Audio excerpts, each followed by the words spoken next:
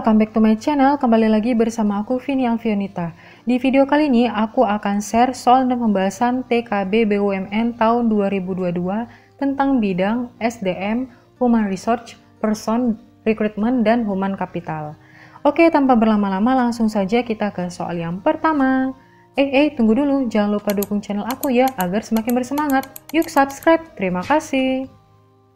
Soal nomor 1. Berikut ini adalah tugas dan job desk manajemen sumber daya manusia adalah 1. Mendesain organisasi atau perusahaan, 2. Mengatur sistem dan cara penilaian kinerja setiap karyawan, 3. Menurunkan potensi yang dimiliki oleh karyawan dan juga organisasi, 4. Mengatur sistem dengan asas manfaat, penghargaan, serta tingkat kepatuhan terhadap karyawan.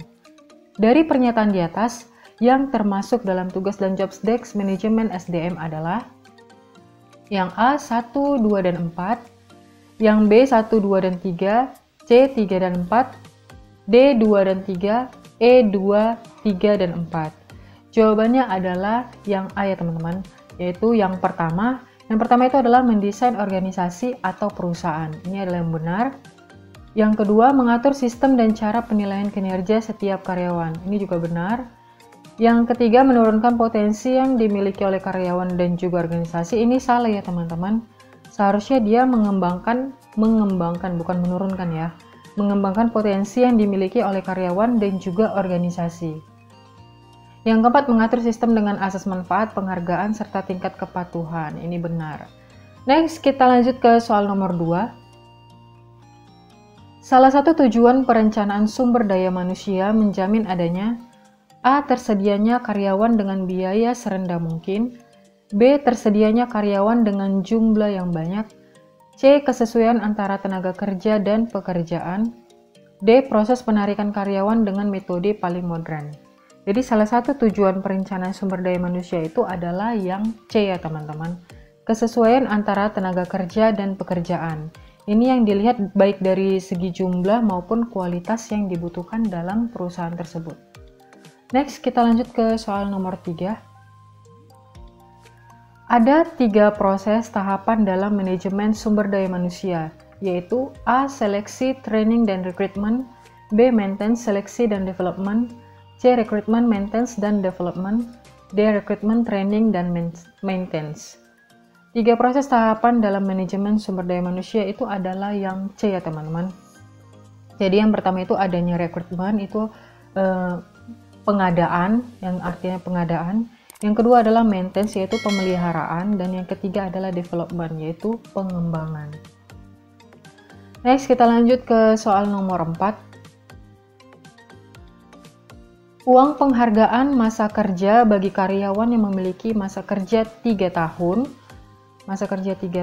tapi kurang dari 6 tahun adalah A. 2 bulan upah, B. 6 bulan upah, C. 7 bulan upah, D. 1 tahun upah. Yang memiliki masa kerja 3 tahun tapi kurang dari 6 tahun. Ini jawabannya adalah yang A ya teman-teman. Jadi jika semakin lama bekerja maka semakin besar upah yang dimilikinya atau yang diterimanya. Ini ada di pasal ini ya teman-teman. Pasal 156 ayat 3. Next kita lanjut ke soal nomor 5. Pada hakikatnya, deskripsi jabatan atau posisi tertentu di suatu perusahaan merupakan A. Tugas manajer personalia, B. Suatu statement yang teratur dari berbagai tugas dan kewajiban suatu jabatan tertentu, C. Adanya catatan tertulis yang harus dilaksanakan untuk suatu jabatan, D. Adanya proses sosialisasi tugas pada jabatan tersebut. Deskripsi jabatan atau posisi jabatan tertentu di suatu perusahaan. Jawabannya adalah yang B ya teman-teman. Ini merupakan suatu statement yang teratur dari berbagai tugas dan kewajiban suatu jabatan tertentu. Jadi deskripsi jabatan ini berisi tentang informasi mengenai tugas, kewajiban-kewajiban apa, dan tanggung jawab pada suatu jabatan yang lebih spesifik. Oke, next kita lanjut ke soal nomor 6. Berikut ini adalah strategi pengembangan manajemen sumber daya manusia. Strategi pengembangan. Yang pertama, melakukan pelatihan. 2. Adanya gratifikasi. Ketiga, adanya pendidikan dan penghargaan. Yang keempat, kesempatan menyalurkan ide dan gagasan.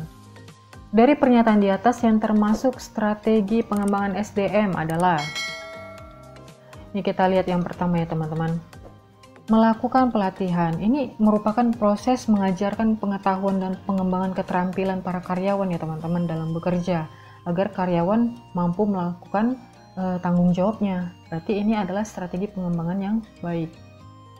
Yang kedua, adanya gratifikasi. Ini kurang pas ya teman-teman. Ini kurang tepat. Terus kita coret yang ada dua. Kita coret, ini kita coret, ini kita coret. Yang ketiga, adanya pendidikan dan penghargaan. Ini benar.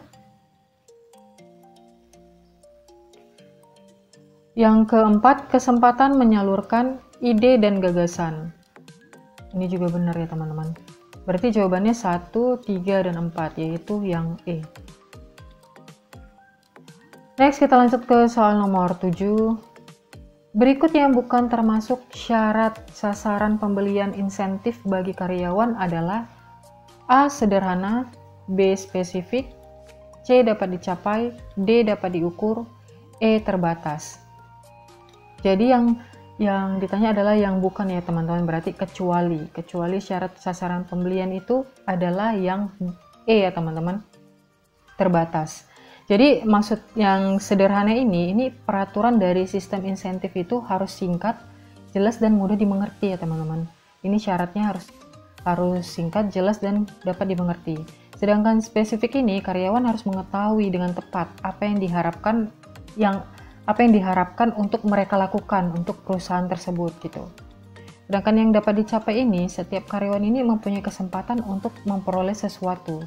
Jadi siapapun itu bisa mempunyai peluang untuk mendapatkan sesuatu itu. Sedangkan dapat diukur ini adalah sasaran dasar untuk menentukan rencana si insentif.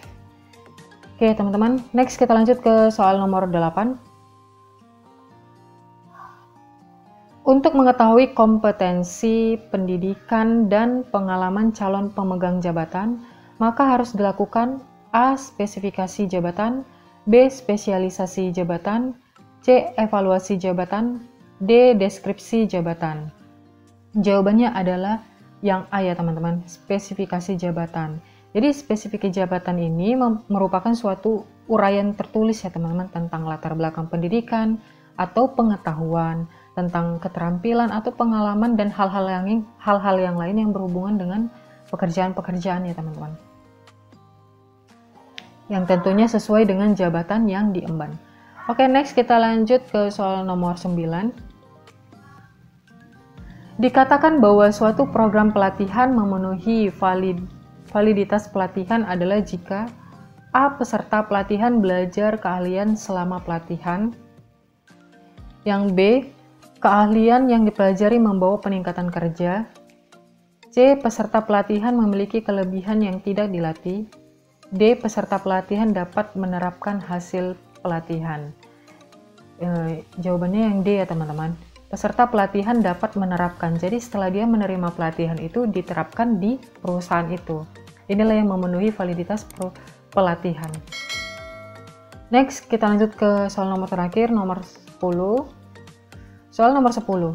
Faktor penghambat validitas wawancara penempatan tenaga kerja salah satunya adalah A. Kesan pertama, B. Pendefinisian secara hati-hati, C. Evaluasi yang sistematis, D. Standarisasi.